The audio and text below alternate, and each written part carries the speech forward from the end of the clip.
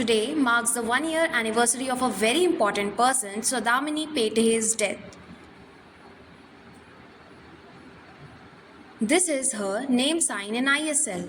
She is the first deaf signing lawyer of India who passed away and departed from earth. All of us were shocked by her sudden demise. We all have to accept this fact. At the same time, we all miss her terribly. We remember her very well. For me, anytime I faced any hurdle, I asked myself, what would Sodamini do? And I would proceed by being positive to overcome the challenges. I am sure some of you have experienced the same. Thanks to Sodamini for spreading her spirit around us. I want to inform you that last year in the month of June, Here a Million hosted a program called National Summit.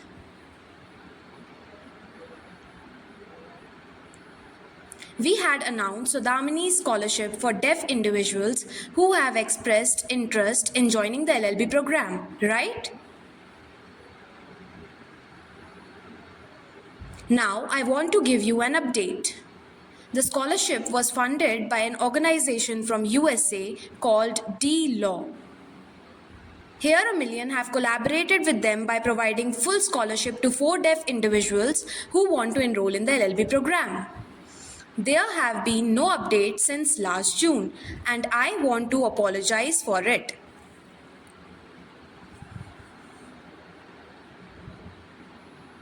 It was hard to coordinate the logistics while I was living in the USA due to time differences, etc. Now, I have moved to India. I have started reaching out to get more information about the LLB program, such as the entrance examination, what degree to complete, etc. Right now, we are collaborating with a university in Haryana. It is the same university where Sodamini received her law degree.